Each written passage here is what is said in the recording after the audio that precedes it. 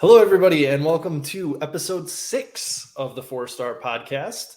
I'm your host, Jordan DuPont, joined as always with Nick DeCola, Teige Mullen, and Andrew Freeman. First things first, want to give a huge shout out to you guys, all our wonderful listeners and watchers out there.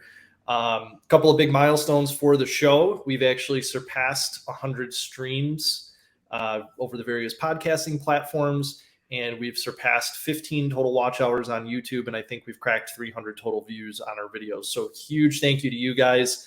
It means a lot. We really love doing this. If you can't tell, hopefully that's why you're watching, is because it's entertaining. But we have a lot of fun bringing it to you every week, and looking forward to doing it more. With that being said, I think we get to dig into the Cubs. I know I said last week that it was going to be kind of the most disheartened we've been so far, but man, we just keep finding better and better ways to lose and making us more and more angry.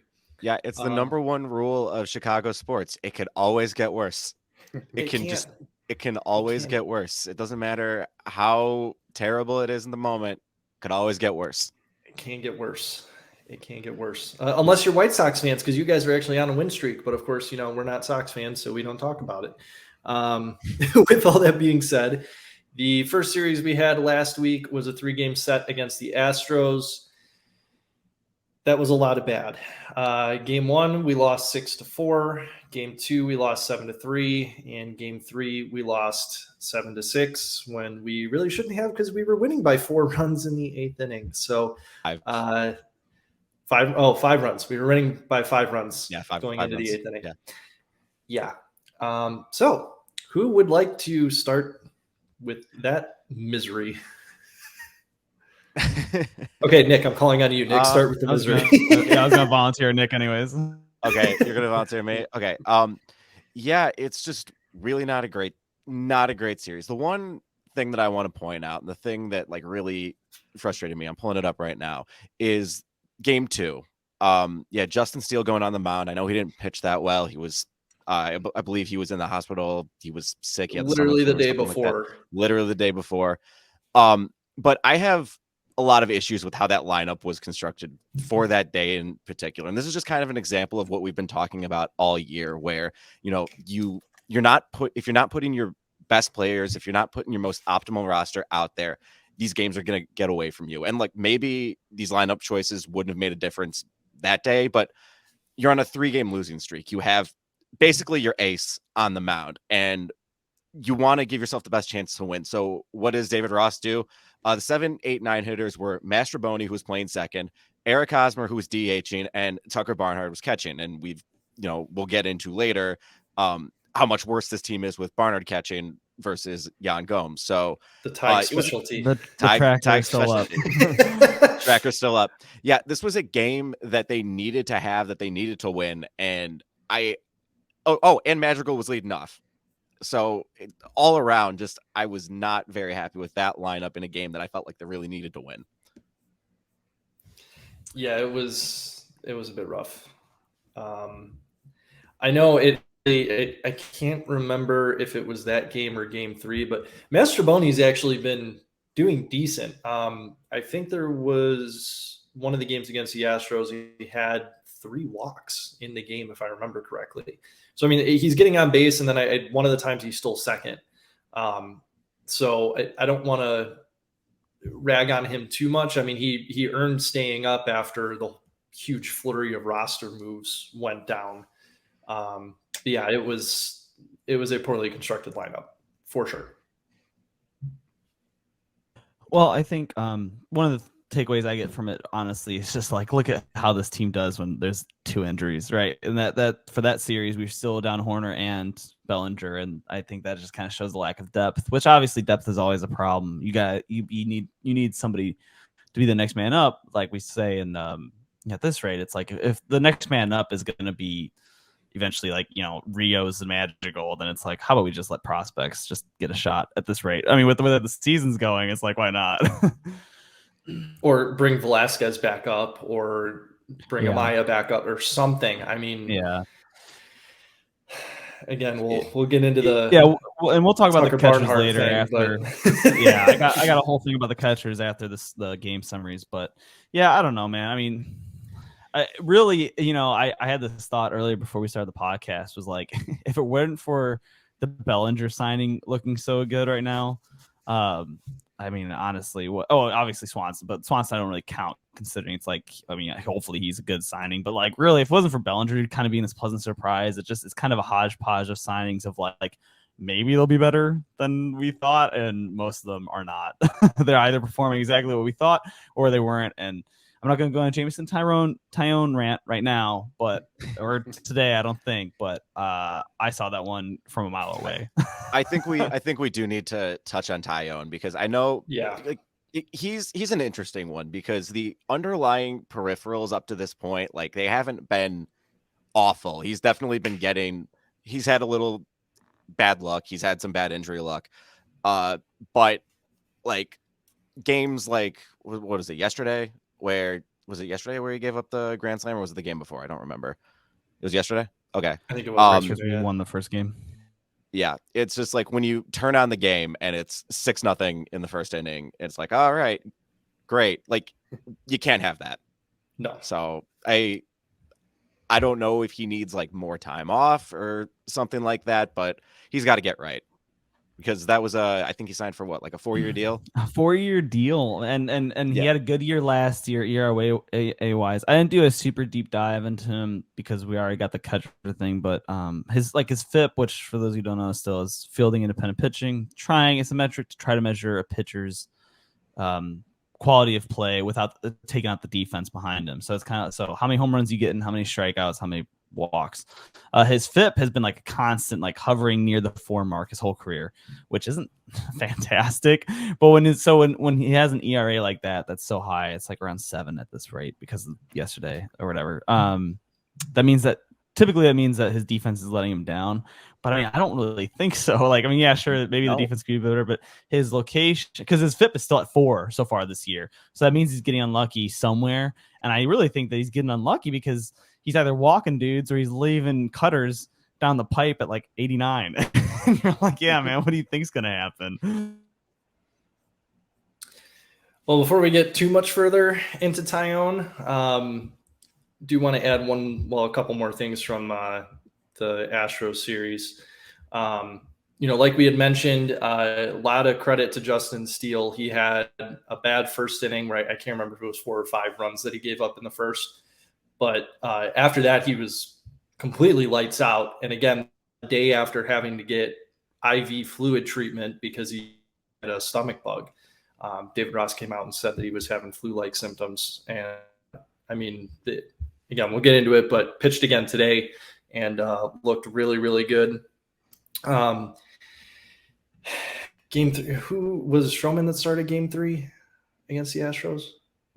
Or who was it? No, I think it was Smiley that started that? It was, yes. Okay, Smiley? thank you. Yeah. So game 3 against the Astros, that's the one that we just completely, our bullpen betrayed us. Drew Smiley was pitching lights out as well. We were up by 5 runs going into the 8th. Everything was looking good. I'm like, oh my God, we're going to beat the Astros. And then our bullpen just completely imploded. So much so that Keegan Thompson, I know he gave up a 2-run shot in the top of the 9th, and then we were still up by 1, but he left guys on base for Brandon Hughes to come in. Keegan Thompson had such an implosion that he got sent down to AAA. That was a rough one to swallow. I mean, that's been coming for a while from Keegan Thompson. He's had a really rough start to the year. I don't have his baseball savant page up. I'm going to pull it, but I know his walk rate's really high. His strikeout rate is not what it should be. I don't know if anyone has the numbers, but I can. Like you said, Nick, while you pulled it up, literally, because he made the comment when he got asked about it. He was like, "Stuff feels fine. I don't know." And I was kind of like, come on, man, let's be honest with ourselves. So I also went onto his page to be like, where is your stuff at? And it really does kind of match last year. It actually, his analytics, right? And obviously what you see on the field does not match analytics, but his analytics are better in terms of expected average, like the opponent expected batting average. So you have to look at that magical walk rate, which Nick is pulling up the real numbers, but the walk rate is way up and the strikeout rate is down. It is 15.4%. That is bottom 5% of the league. Last year, it was 8.9%. His strikeout rate's also down. Last year, it's 22.3. This year, it's 17.6. So he's not striking guys out, and he's walking guys. So, that's not a great combination. No, that's kind of the opposite of what you want, actually. Yeah. The one really bit, well, I guess three. There were 3 bright spots from this series. Sorry. First one, Seiya Suzuki hit home runs in 3 consecutive at-bats during this series, which was crazy. That was a lot of fun to watch. Matt Mervis hit his first career home run. It was a line drive literally right at the right field foul pole, and if I'm remembering correctly, it is kind of a short porch, but nonetheless, Mervis hit his first home run. And dig into it a little bit more in talking about the Phillies series as well. But Christopher Morel, holy crap, dude is freaking on a tear right now, and that continued through both of these series. If only there was some way to have Christopher Morel on the roster when we were losing all those 1-run games to the Marlins. It'd be nice to have a hitter like Christopher Morel at that time. I mean, thank you, Captain Hindsight. Put into perspective how good Morel has been this year. His OPS plus right now, I just looked this up, is 261. Yeah, which is a small sample size, obviously. But if that were to even regress a little bit, that is still way above, way above, even an elite player right now. He's crushing it out there right now. Correct me if I'm wrong, but that means he is literally 161% better than the league average hitter, right? Yes, that is correct. Yeah. Okay. Yes. That is a drastic oversimplification, but yeah. He is good. He's and it is a small sample size. Obviously, he's not going to keep this up. He's going to cool it off. He's going to cool off. He's going to start whiffing more. But while it's happening, it's fun. Yeah, just enjoy it. Here's the thing for me is, I trust me, I understand 11 games, small sample size, right? But you'd figure at some point the home runs in 8 of 11 games would have stopped already. You'd think there would be an adjustment. Other team scouting reports would catch up. To me, the fact that he has continued this, at least in a sense, I think a good chunk of it is still nothing. Yeah. It's going to catch up at some point. Teams are going to start pitching him differently. And I mean, it's just nature of, it's just nature of the sport. Eventually you're going to go through a cold swing. I mean, we'll enjoy the hot swing while we take it. Jordan, look at another player you mentioned, Seiya Suzuki. For the first 2 weeks of the season, it was coming back from his oblique injury, missed spring training, basically didn't get a spring training. And he really wasn't very good at the plate. He wasn't hitting, and now he's fine. He's one of the few bright spots on the team. So, and that was 2 weeks. 2 weeks is nothing in terms of a baseball sample size. And I'm not trying to be a downer on it. I'm very excited about Christopher Morel, but you gotta temper the expectations a little bit because we're Cubs fans. We know where this goes. All I'm saying is trust me, I understand that there is going to be some regression and he's going to go through a cold spell. I mean, that's just how a baseball season goes. I just don't think the regression is going to be as drastic as would normally be expected. Because again, to me, if you're playing, I mean, he's done 2 full series. To me, I think you'd see what he's done to your other pitchers, especially by game 3 of the series, and be like, oh, maybe we shouldn't do that. And he's still continuing to just send baseballs into the stands. So I'm not saying he's going to, hit 100 home runs this year. He's not going to rival, the 62 that Aaron Judge did the other or a year or 2 ago. But I do think that he's going to maintain exceptional play. Maybe not record breaking, but I don't think the regression is going to hit as hard as we're kind of thinking it will. That's just me. Yeah.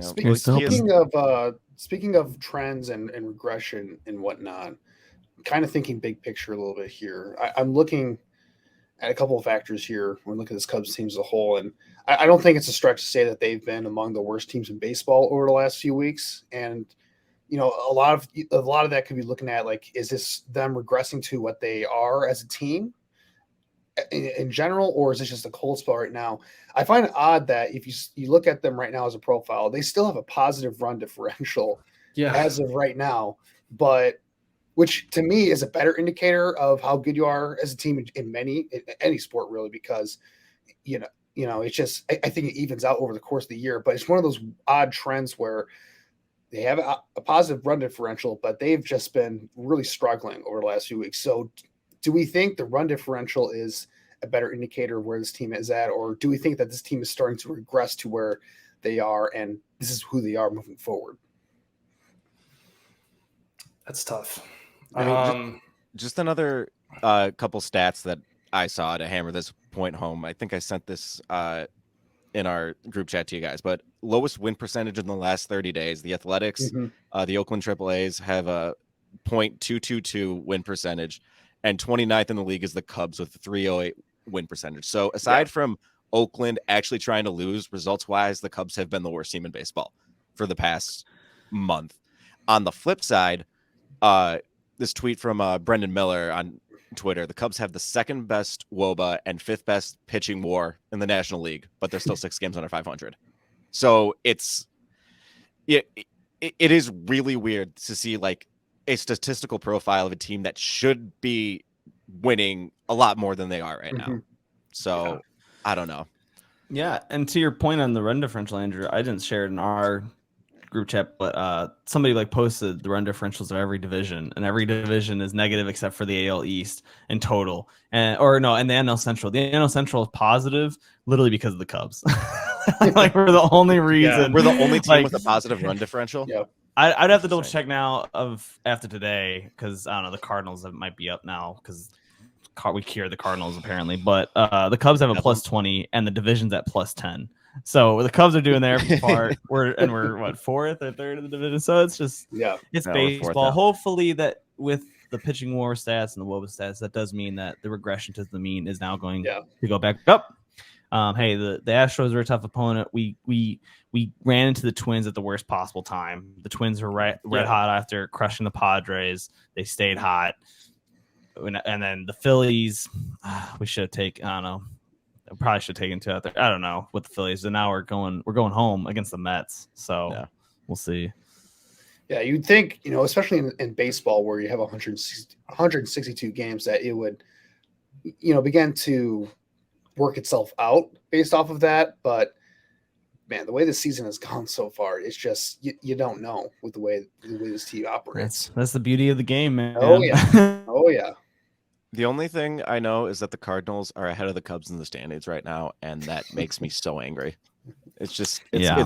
Well, we did. I mean, we talked last week that we knew going into this week we were in a very, very tough stretch. Right.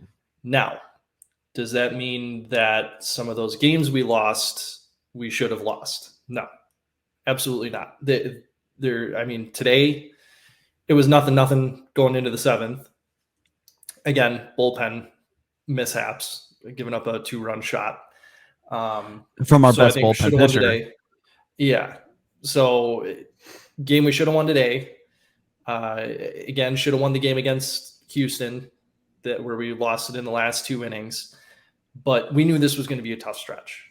It should be getting better coming out of this stretch. And I mean, again, all the stats point to this being a good baseball team.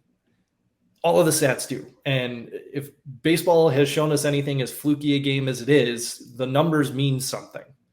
There's a reason that sabermetrics have taken off like they have in the last 20, 30 years. There's a reason that's, what people look at more than the eye test nowadays. Eventually, we have to be on the upswing.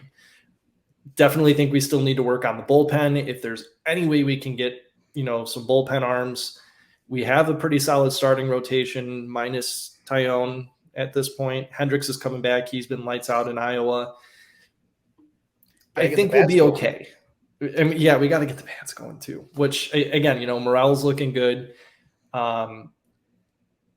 Correct me, did Mervis start today? He did, and he got pulled for because because Strom came in. So he only got 2 at-bats against the starter. And it's stuff like that. Like, look, I get that, you want to kind of protect the guy, but how are you going to develop him against left-handed pitching and make him an everyday player? If you're that one, I'm okay with, just because it was 0-0, and Ross needed that one's actually oh, okay, this makes sense. You're trying to win the game for once, right? Okay, fair point. It's not like we were down, but anyway, I think now's as good a time as any to transition to the Phillies series. Yes. So, like we had mentioned, we won the first game 10-1, which is one of the reasons why our run differential is so good. But then we came back and lost game 2, 12-3, and again we lost today 2-1. Canceling out that run differential. Yeah, exactly. So yeah, overall 2-7 on the road trip. We've kind of been talking about some of the points already. I don't know, Ty, did you want to say more about Tyone or? No, not. Well, I don't know if you guys. We can do deep dive later. Let's give him a few more starts, maybe. I got the catcher thing coming up though. So, gotcha. Yeah. The one thing I do want to say about Tyone, I can't remember who tweeted it, but there was a really funny picture of it was just this is Jameson Tyone, and it was a picture of Tyler Chatwood, for those of you that will remember, Edwin Jackson, and then there was one other guy who I can't remember. Why are you doing this to me? But why are you bringing up Tyler Chatwood? I it thought was a funny tweet.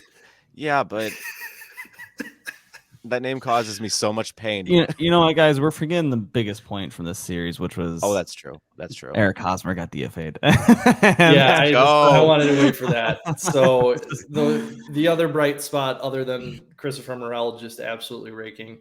Apparently, Jed Hoyer listens to our podcast and is one of our 30 regular listeners, because Eric Hosmer is no longer a Chicago Cub. Best of luck to him, but I think his stats. Jed, I got ideas for this franchise if you're listening, buddy. Hey, like I said, my old boss sent an email to Ted Phillips a few years back, so there are ways. Oh man. So yeah, that was a little rough. Tig, I'll give you a little bit of a lead into your Barnhart catcher thing here. So another little nugget to steal some phraseology from Boog in the Marquee Sports booth. They interviewed Drew Smiley during one of the games that he wasn't pitching, and he basically point blank said that one of the reasons he's been doing so good this year is just Yan Gomes being his catcher. It was not just that he said that. It was the first thing out of his mouth. It was no hesitation. No hesitation. It was the first thing Boog had asked him, and he's like, "Oh, Yan behind the plate." And then he went into a more well thought out answer, but that was the first thing that came to mind for him. So that's definitely noteworthy. And Tig, I think you can just take it away from here. Imagine being one of the starters in this rotation now and hearing I don't know exactly if they have the battery mates figured out consistent wise, but it's oh great, I got Tucker today. For those wondering, the tracker I think is correct. I might have messed up one of the games, but I have Gomes at 16-7 because he's had a couple of stinkers. And this whole past series has been a stinker. Barnhart is now 4-14 after today, and Amaya is still at 1-3. So we'll keep Amaya on that list for now. But yeah, so after Eric Hosmer got DFA'd, I was like, well, if Jed listens to the podcast, I gotta give him a reason to get rid of Tucker Barnhart. So, so to kind of go into this little catcher rant between the three of them. Defensively, Barnhart is actually our best catcher analytic-wise, and I think that this is a really cool because in terms of catching runs and catcher framing runs, he's the best. And I think that this is kind of where it's one of the situations where you should just start listening more to the eye test, right? When pitchers say that Yan Gomes is the reason why they're having resurgent careers, you got to listen to that, right? And you can see it when the pitchers are on the mound with Gomes. They typically tend to bring their stuff. But analytically, Barnhart's the best. But it's a pretty slim margin. They're all close, man. They're all just kind of basically dead average, slightly above. when it comes into pop time, which for those of you who don't know, pop time is when the ball hits the catcher's glove, and then and how long it takes for it to hit his glove to hit the second baseman or shortstop's glove on a steal attempt. 2 seconds even is league average, and Torrens was actually our best one, but he only had 1 attempt, and then Amaya also had 1. Yeah, which I thought was hilarious. Torrens had the best arm. When it comes to blocks above average, Amaya is our best catcher. Historically, Barnhart has been incredible, and Gomes has been pretty good. I kind of wrote a note of I think they're just too old for this stuff at this point. When you're in your mid-30s, man, it's harder to bounce up and get the ball. But going offense, and we've talked about this ad nauseum, but going into some more to kind of double down, Barnhart just has a noodle bat. His xWOBA is only 252, and his WOBA is 253. And that's so bad, right? When I refer to the Fangraphs guideline chart of what is good and what's bad, that's not even on the chart. So that's how bad of a WOBA the dude has. Basically, it just means that he's as close to almost an automatic out as you can get. He is so bad that he is at Austin Nola levels right now, and I wish that was a joke, because if you've seen Austin Nola stats, he's been atrocious, and Barnhart is right there with them. And when Jordan mentioned Miles Mastrobuoni also has the same WOBA as Barnhart. So just put that out there. Talking about the other two's bats, Gomes' bat is much better analytically. So you can kind of live with that. He's around the 300 mark for the WOBA. And then Amaya, who had the smallest sample, of course, because he got sent back down, only had a 258 WOBA, which is, again, is when you hear that, you're like, well, that's the same level as Barnhart. But his xWOBA was 442. That was because he's getting unlucky with all the scorches that he's hitting. Yeah. If he could somehow, and I don't expect Amaya to do that, because it's just, again, we talk about regression. If Maya, though, could theoretically stay at that like 440 mark, that would put him on pace with a guy, you may have heard of him, young talent coming in the New York Yankees, named Aaron Judge. So, just kind of putting that out there. And that kind of goes along with what Amaya's prospect reports have always said. The prospect writers on Fangraphs, for example, has him as a bat first backup, and that the guy didn't like the way he framed, and he didn't like his pop time, and he said that the Tommy John, because Miguel Amaya came off Tommy John, for those who don't know, would hurt it.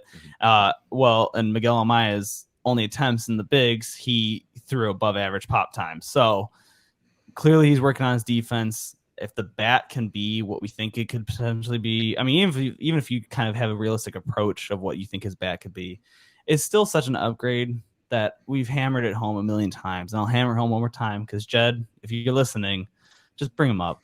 You can make Barnhart go away. It's a cheap contract. Make the problem go away. There's depth behind him. If Amaya or Gomes goes down, obviously you need depth, fine, whatever. But you can find a catcher somewhere, somehow. Just bring him up, Jed. It's time. And that's all I got for that.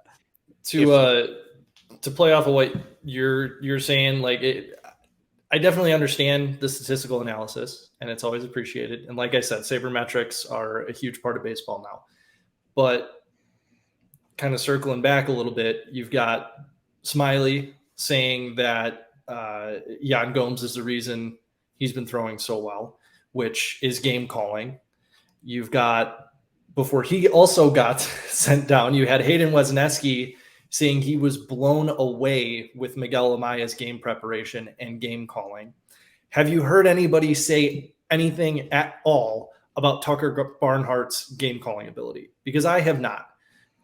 It's one thing if you want to rely on the metrics, and that's great. But again, the job of a catcher is to be the quarterback on the baseball diamond. And if you've got a guy that isn't calling games well, which I think the win-loss record would indicate, you got to change it. Yeah, and I don't know with PitchCom, pitchers can call their own games. I don't know on the Cubs who does. I haven't looked into that, but yeah, who knows? Because I don't know. Maybe even when Barnhart gets behind there, maybe the pitcher who normally would just let Gomes or Amaya take care of it is like, I'll call it today, and maybe that's why they're getting rocked a bit more. I don't know, right? But clearly, yeah, like you said, I just said, imagine getting this guy on your call sheet for the day. Yeah, almost like a scene out of Bull Durham. If any of you have watched one of the greatest baseball movies of all time, if you haven't seen Bull Durham, you need to go freaking watch Bull Durham. Highly recommend it. But there's a scene in there where the whole story is there's a rookie pitcher and a seasoned veteran catcher who's been in the minors for like 10 years. And they're doing the classic, like catcher's throwing signs down and the pitcher shaking them off. And he's throwing signs down and the pitcher shaking them off. And he goes up and he's like, all right, you want to throw the fastball? Throw the fastball. And it gets freaking rocked, home run. Hits the bowl, guy wins a free steak, right? So one of the things Drew Smiley said in the aforementioned sideline interview that we were talking about is that normally Yan Gomes calls the game and he's like, oh, I might shake him off like 3 or 4 times in a game, but there'll be a time where I'll really want to throw a certain pitch and Jan doesn't want to do it, but there's the pitch clock now. So I throw the pitch, it gets rocked and I go, okay, I'm not calling my own pitches the rest of the game. So seriously, like the dude knows how to call a game. Amaya has shown that he also knows how to call a game.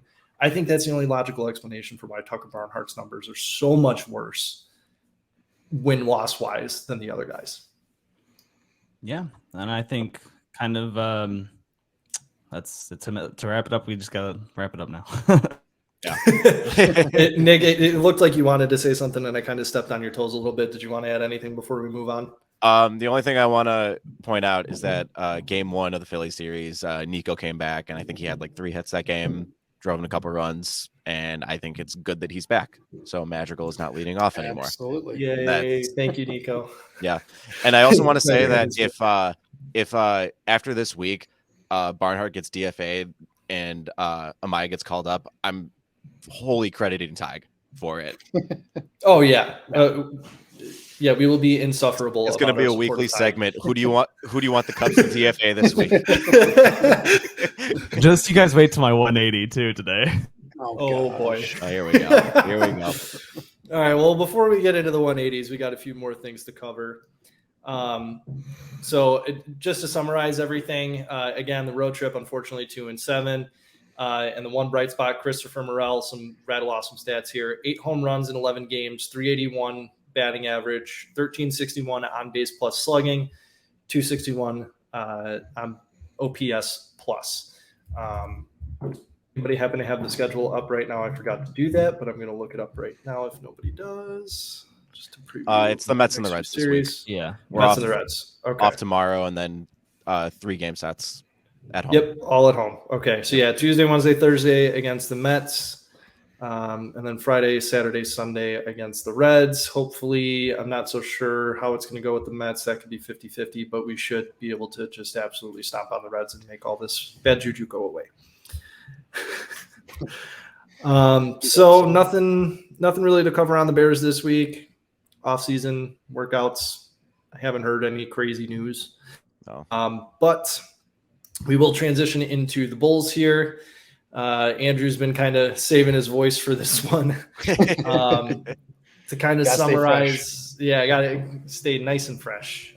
Bulls, unfortunately, got the 11th pick, correct? Is what they won in the lottery? Well, the Magic got the Magic won it. Well, that's what I mean. The Bulls got the 11th pick, which means it immediately got transferred to the Orlando Magic. So we wound up with no picks in the draft. Yep. So I think Andrew's got a few things to discuss there and talk about how the Bulls should proceed moving forward with no draft picks. No Victor Wembanyama for the Bulls, which honestly this organization doesn't deserve Victor Wembanyama. They probably ruin him anyway, so it's probably a good thing in hindsight.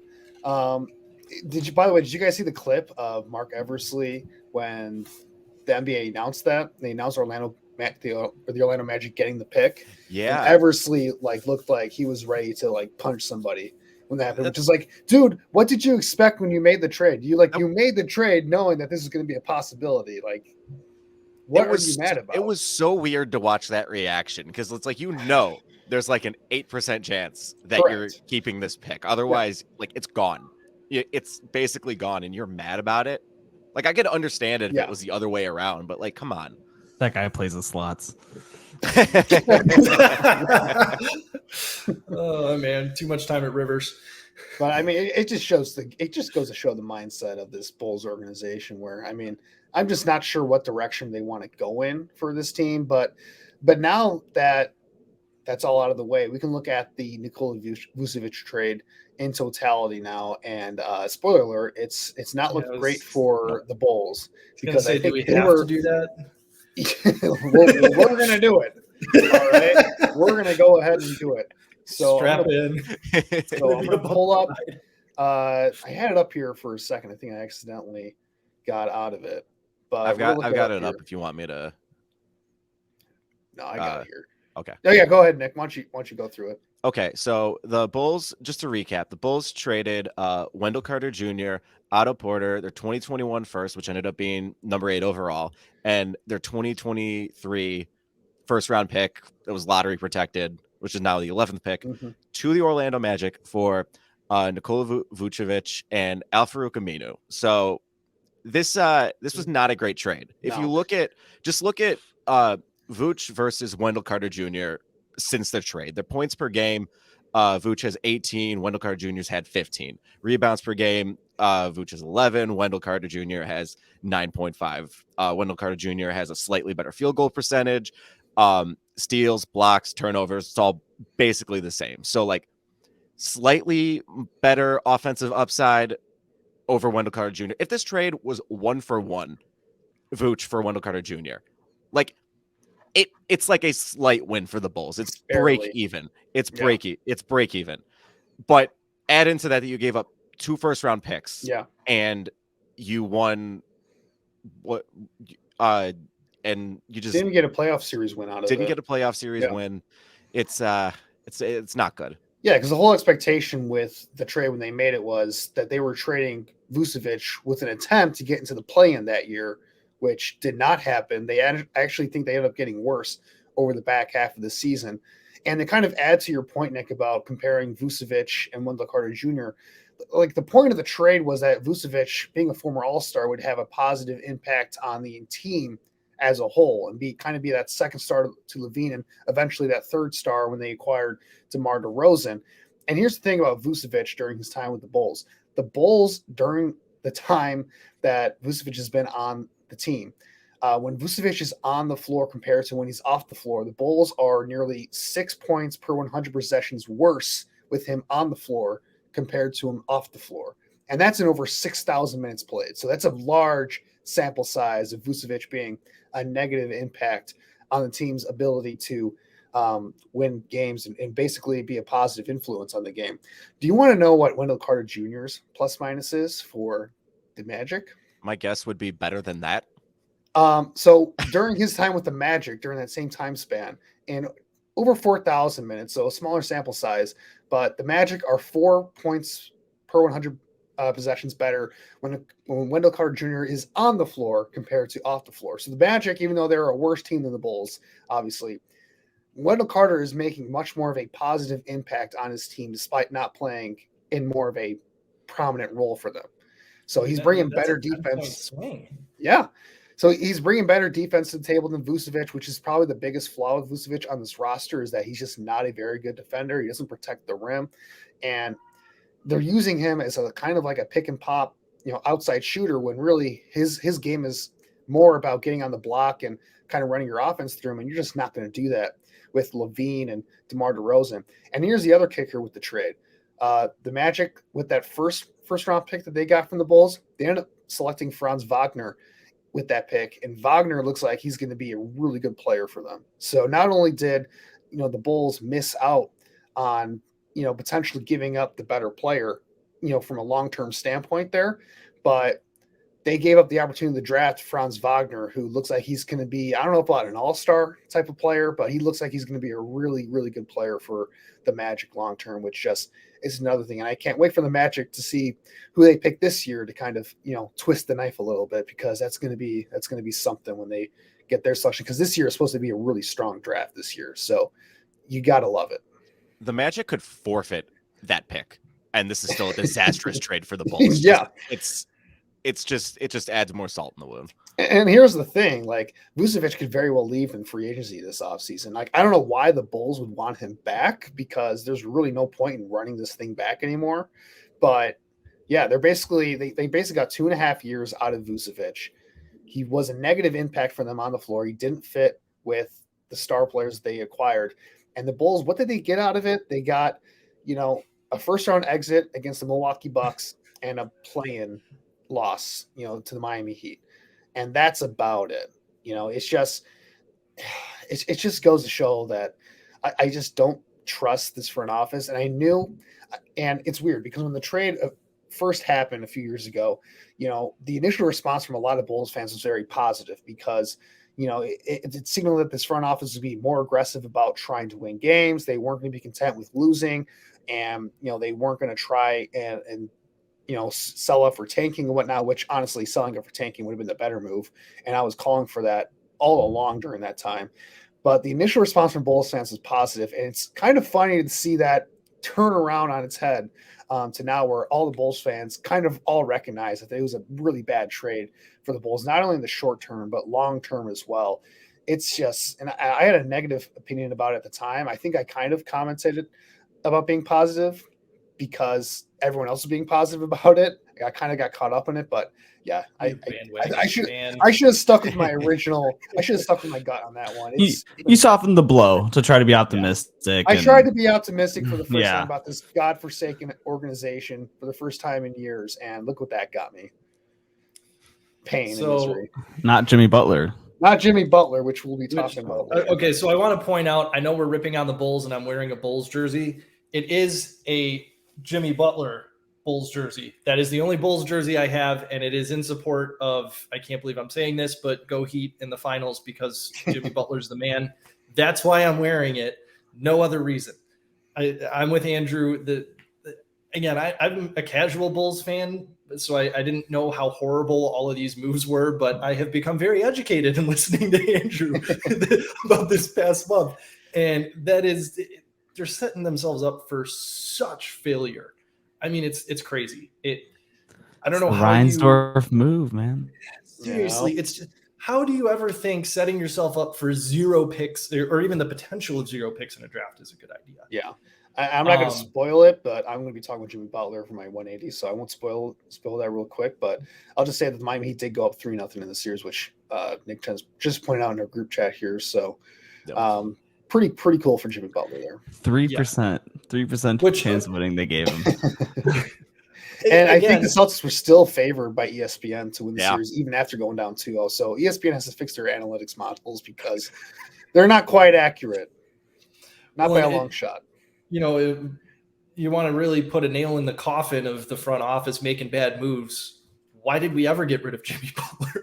I mean, the guy has gone on to do nothing but win since he left Chicago. Well, I'll explain why, but I can't wait. I'm excited. I didn't even mean to do that, but I guess that was a good tee up for you. We're just getting the audience ready for that. The anticipation is going to be growing a little bit. Yep.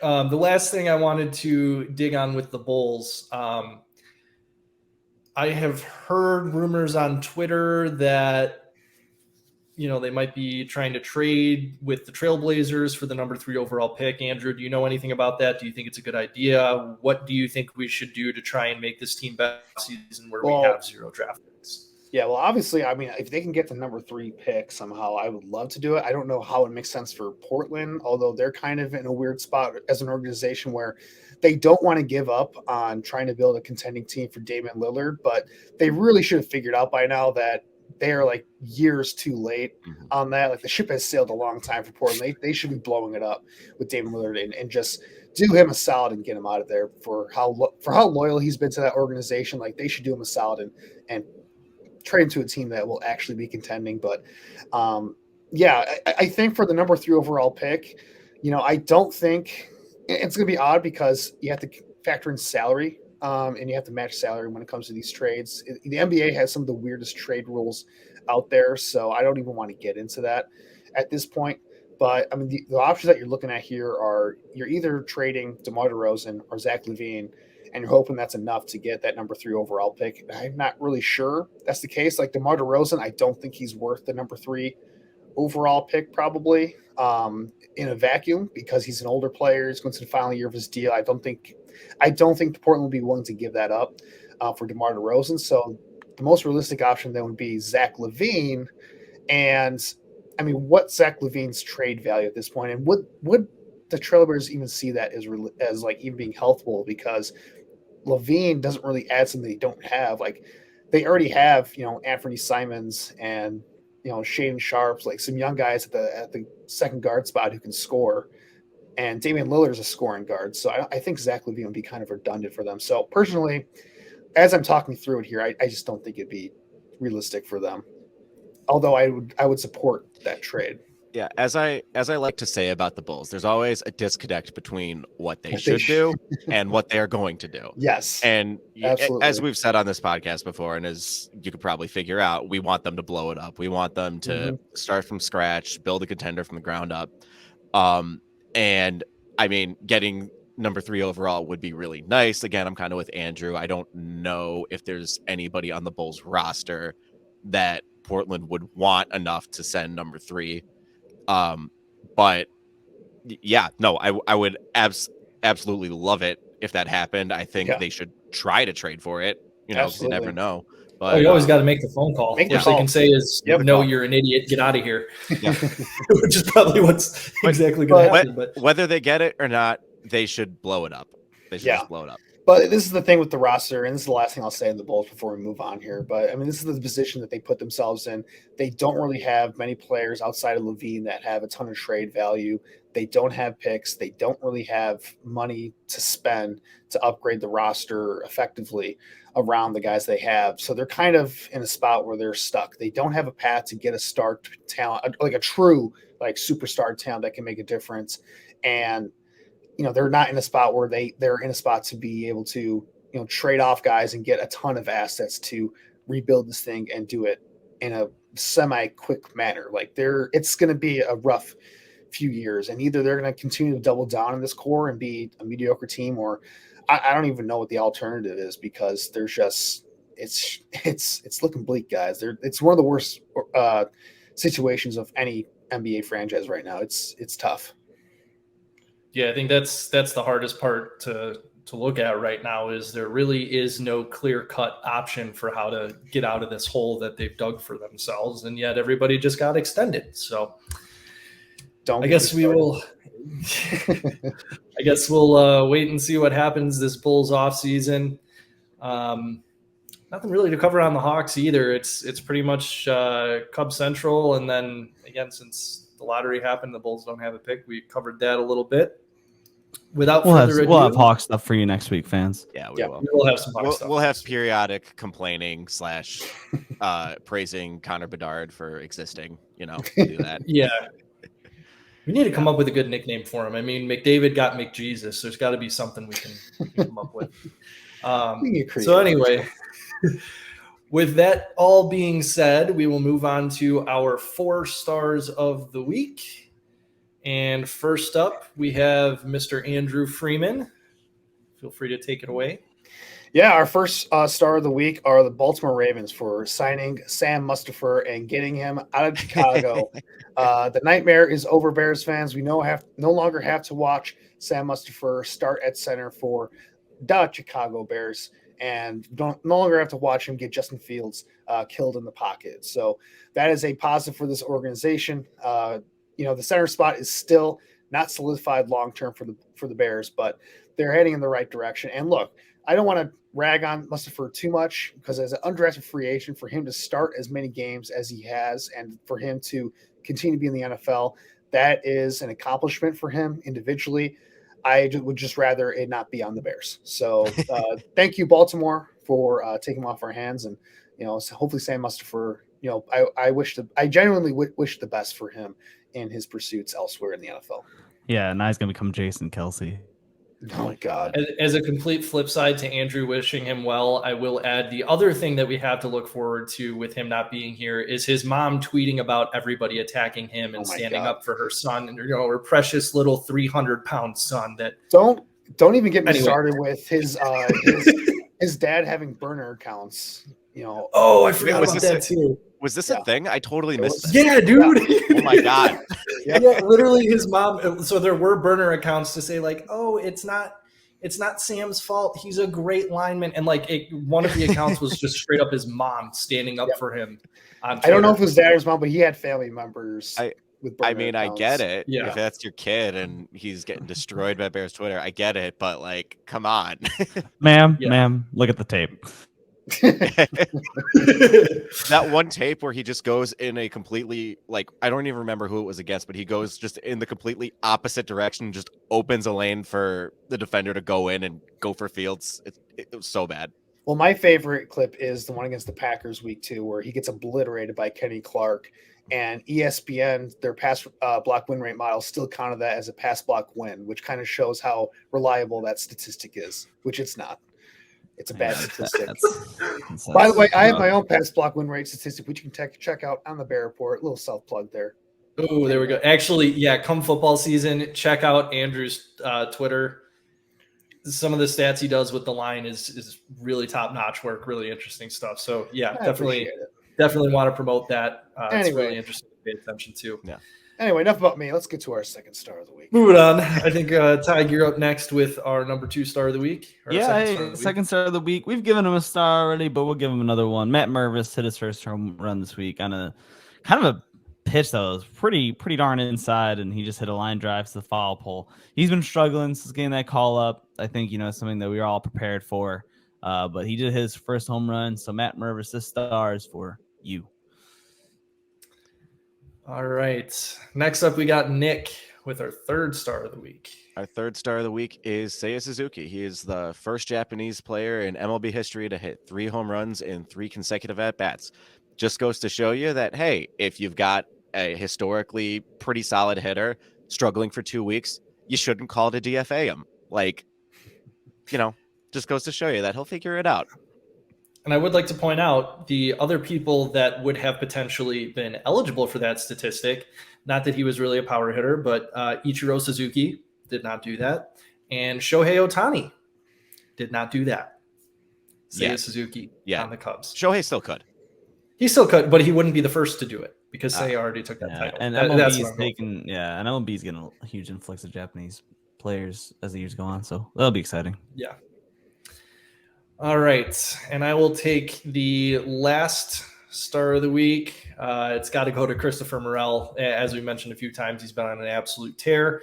Home run in 4 straight games, 8 home runs in his first 11 games. It just statistical freak right now. And we're hoping it will continue as long as humanly possible because we definitely need those at-bats. So, Christopher Morel, you are our final star of the week.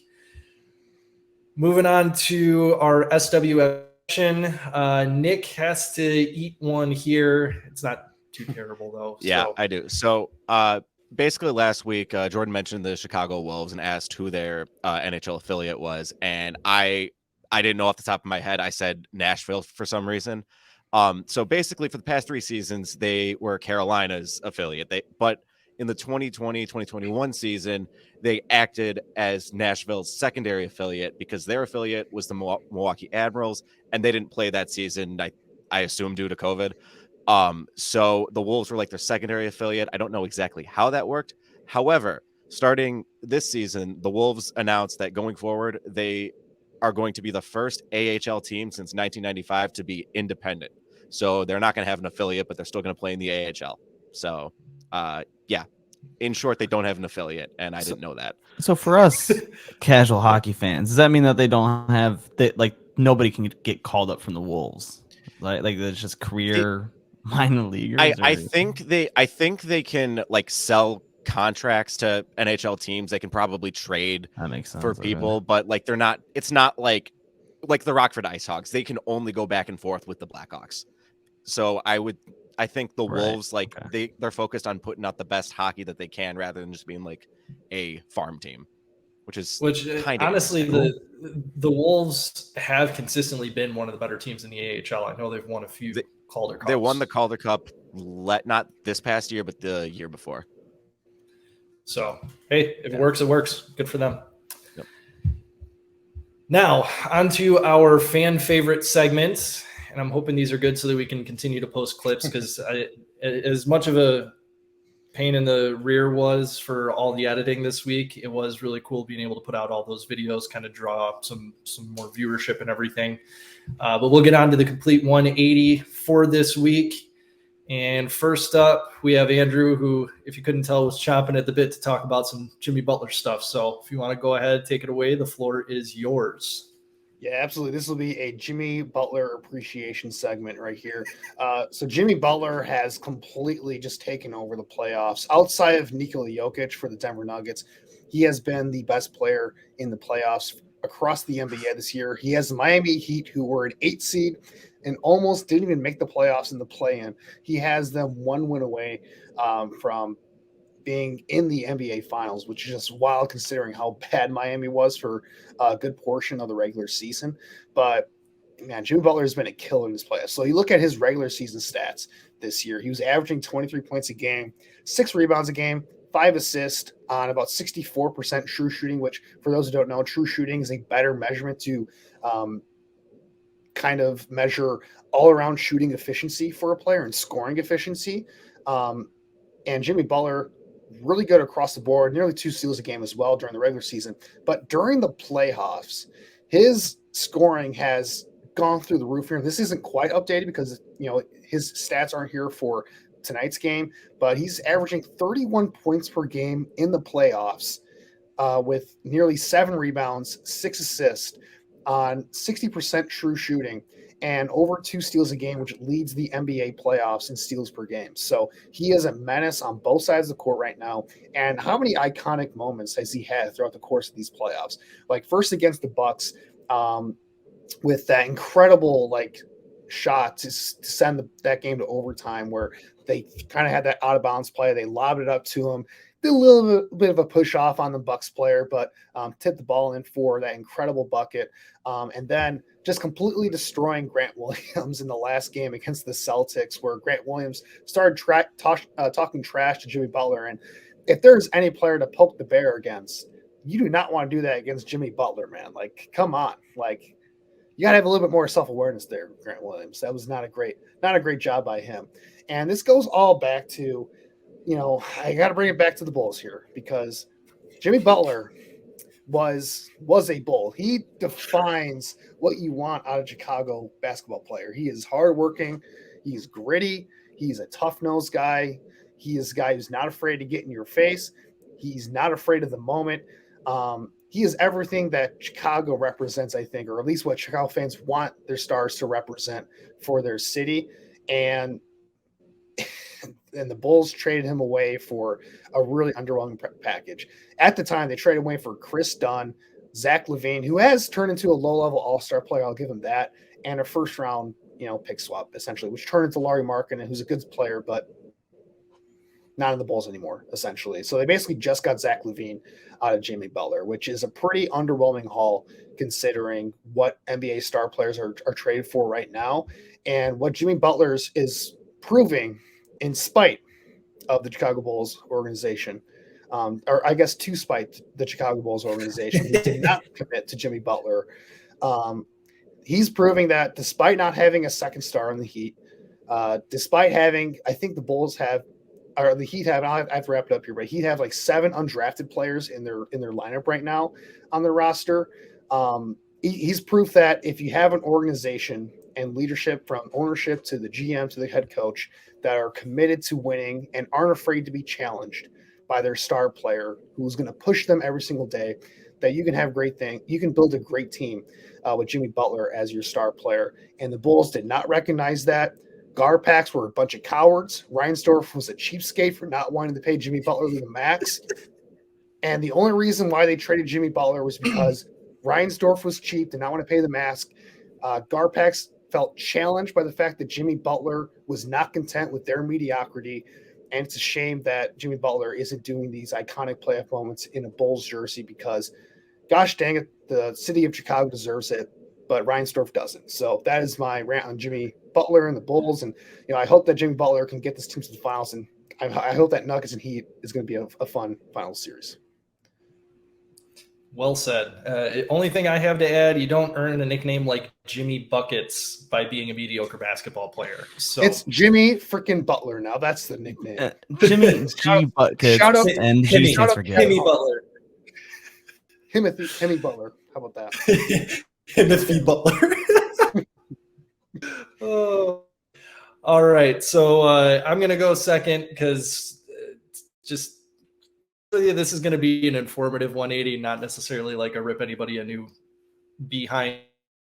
For those of you that don't know, and I'm gonna get a laugh out of the other three guys here, I am a NASCAR fan. So yes, I do enjoy watching cars turn left in a Sunday. It's entertaining to me. I've been a fan since I was a little kid. It is what it is. NASCAR had their All-Star weekend today, and they did some real freaking cool. They were at Wilkesboro Speedway today, which NASCAR has not been at since 1996. Yes, the last time they raced at this track, none of the four of us were alive. And NASCAR's been going through an identity crisis for a few years now. They've started adding a bunch of road courses when it used to be there were only two per year on the calendar. This year, they're up to 7 road courses. Actually, if you guys don't have anything going on the 4th of July, they're doing a Chicago street race. They're really shutting down streets in Chicago for NASCAR to come to town and drive on the streets. So they're doing that. They were getting rid of a bunch of short tracks. Around the time we were probably 10, early to mid 2000s, they started doing a lot more, they call them cookie cutter 1.5 mile ovals because all the tracks looked the same. The racing's been horrible. People, old school, have been feeling kind of disenfranchised. And so finally, NASCAR has been, they went back to a fan favorite that got taken off the schedule in 1996. And I got to say, it was really freaking cool.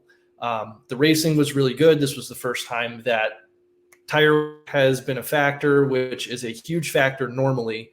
But with the newer cars that they've had, it's been less exciting. So you had cars slipping and sliding all over the track. You had people actually having to be wheelmen, actually drive the car instead of just, pushing and shoving each other out of the way. So highly recommend if you want to look at just like a cool retro track. I believe NASCAR always puts their full race highlights, and I'm sure they definitely will for this weekend up on their YouTube channel. So if you want to take a look, recommend it. It was really cool. I had a lot of fun watching it.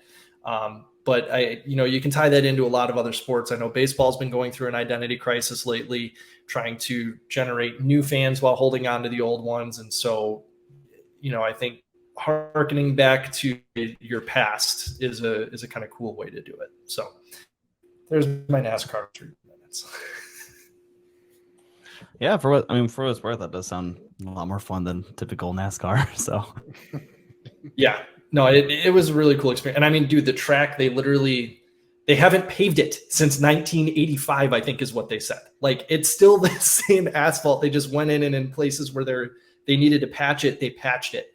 And I mean, they're going to repave it, but for today, I mean, dude, it was just like driving on sandpaper. So it made things kind of interesting. I think next up we have Teige. We do. If you would like to take your 3 minutes. Yes. So, so there's been a lot of stuff going around on Twitter. If all the Cubs fans want Ohtani. I want Ohtani. We want Ohtani. He's supposed to be a free agent after this season. We'll see if he even makes the free agency. If he does, I pray that the Cubs make a big bidding on him, a big war. I don't know. We'll see. Anyways, I decided to take it in my own hands, though. And he's the most realistic simulation baseball game I know to finish this Cubs rebuild. MLB The Show 23. Now, you may be wondering, Teige, my buddy, why not use out of the park baseball? Because I didn't want to. So my first order. So what I did to set up the franchise was, my goal was how many years after getting Ohtani in 2024 would it take the Cubs to win a World Series? I turned forced trades on just in case something weird happened. I was gonna trade away our 5th overall prospect for him, but didn't have to. He made it to free agency. First order of business, years 2023, I DFA'd Hosmer. The second order of business was I DFA'd Torrens and Rios. Just a couple highlights from the sim because I just simmed the entire 2023. Say I got hurt, so Brennan Davis came up automatically, and he started raking. So I was like, whatever, you can stay up here, dude. And another funny sidebar I saw was the Rays traded for Willy Adames from the Brewers, which for those of you who don't know, the Rays 2 years ago in real life traded away Willy Adames to the Brewers. So I thought that was hilarious. That cracked me up so much, especially because the Rays have a stud shortstop in Wander Franco, but whatever. The Cubs finished 72-90. The Angels beat the Phillies in the World Series, which I thought was hilarious. So Shohei got a ring right there.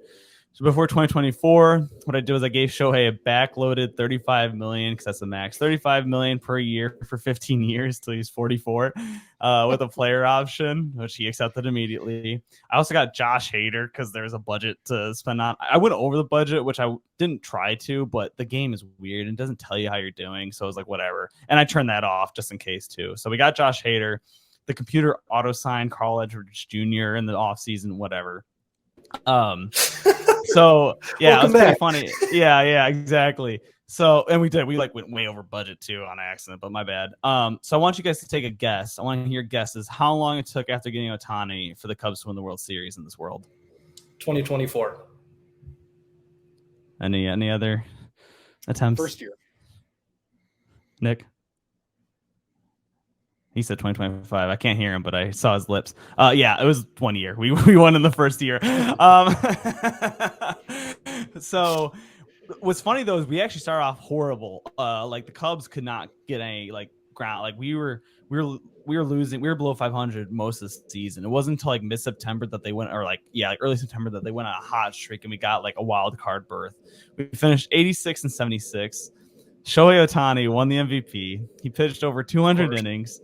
231 strikeouts, which led the MLB. He hit 52 home runs, which led the MLB. He hit 137 RBIs, which led the MLB. My goodness. And I did play a couple World Series games. I played Game 5 and Game 6. We won in 6 against the Yankees. I lost Game 5, and then on Game 6, I poured it on against Garrett Cole, which included a Christopher Morel 3-run bomb. Morel won the World Series MVP. Shohei won the playoff MVP. So what's the point to all of this? Well, Jed, if you're listening, and I know you are, if you want to win a World Series next year, buddy, you just sign Shohei Ohtani and we'll get there. We will do anything. I will start a GoFundMe. I will run a GoFundMe in order to sign Shohei Ohtani. I don't care. It will be worth it. I agree. I concur. I will contribute to that. Nick, is your mic working again? It is not. Oh no! Oh no! Oh no! Right before it. That's all right. I'll do his 184. And what is this 180 say? It says he has nothing. Okay, so Nick DeCola is a boy. He's very much a boy in this podcast. He's a funny boy. Okay, so here I can share. He gave me permission because I had brought up the idea of doing my favorite Nick DeCola heckles. Oh no, his mic. It's still not working. Can't figure it out. Oh, it's still not working, buddy. No. Oh no. All right, so I'm going to share. Plug it back in. Let's go. I'm going to share one of my favorite Nick stories in the meantime to give him a little time here. So I don't know who was there, but we all went to Miller Park as Cub fans when we were about 20 years old. And Nick is probably the best heckler right now. Hands down. Nick is the best right now. So we're all sober because we're underage, heckling at the Brewers, yelling things like juicer and stuff like that for Ryan Braun, because this was back when Ryan Braun was on the team, and getting all excited. And this was back when the Cubs were good. So, you know, we were being obnoxious. And the lady in front of us, it was hot. So the lady in front of us had taken her jersey off. She's just wearing a tank top. And Nick got a little excited during one of his heckles and accidentally spit a little bit. I remember this. I was there. I remember this. Oh, you were there. Okay. Yeah. So Nick accidentally spits on this lady back, and she turns around and just goes, "Excuse me? That is disgusting. You need to clean that up," and hands Nick her jersey to wipe up her back. And Nick just takes it and goes, sorry. And just starts doing these gentle, like Mr. Miyagi wax on, wax off motions. And of course, again, the three of us are 19, 20 at the time. And so we're just dying laughing, thinking this is hilarious. And I think the year before we'd gone to a Cubs Cardinals game at Wrigley, and we were getting into it with some Cardinals fans who were our age. And at the end of the game, you know, it was very much like, all right, hey, we had fun, handshake, you know, everybody was all good. So we tried shaking these people's hands at the end of the game, and they were middle-aged. So I don't think they appreciated us very much. And they just looked at us like, no, and then just walked away. So, yeah. I have a Nick Heckling story as well. My favorite Nick Heckling story was we went to a Bears game 2 years ago. Justin Fields' first start at home against the Lions. Is this the one I was at? Yes, you were there. Okay. You were there as well.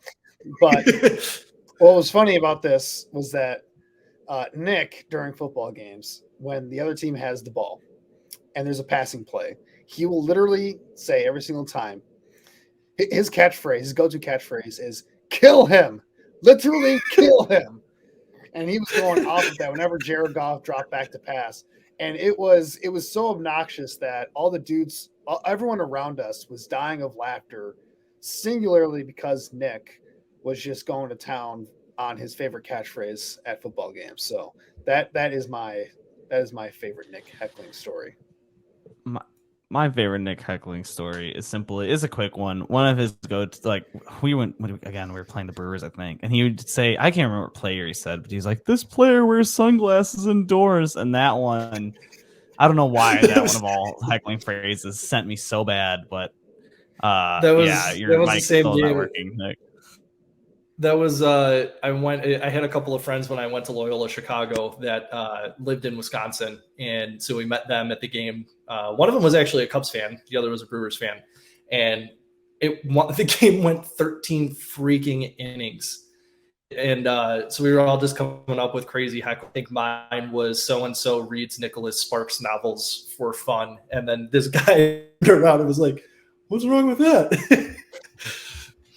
So I think, unfortunately, Nick, you got one more try. Is it still not working? Yeah, we get it. All right. Cool. So I'll get in touch with Nick. Actually, hold on a minute. No, I don't have my phone on me. Crap. Just call him. Okay. We'll wrap it up for this week. Nick, I'm going to have you, if you want to record, if you can figure it out, record your 180, because I definitely want to put that up, but record your 180, send it to me, or put it on YouTube yourself, and we can go from there. So unfortunately, we'll have to leave it there. Nick said his was going to be funny too. It just was horrible timing. But anyway, as always, thank you all for watching / listening. We are having a blast doing this. Love bringing it to you guys every week. If you're watching on YouTube, like, comment, subscribe, all that wonderful stuff, so that we can get our name out there and make it a little bigger and better. If you're listening, podcast, Apple Podcasts, Google Podcasts, same deal. If you guys wouldn't mind sharing, make sure you check us out on Facebook. You can follow us on Twitter at 4-Star Pod Chi, CHI. Teige is at T007. The ghost of Nick is at Endicola21. And you can check Andrew out at AJ Freeman 25. Like we had mentioned before, you can check out his other work on the Bear Report at 247sports.com and the Picks for Polls podcast. All right. Thank you guys so much. And we'll be back ranting and raving again next week. Hope you have a good one. Thanks, guys.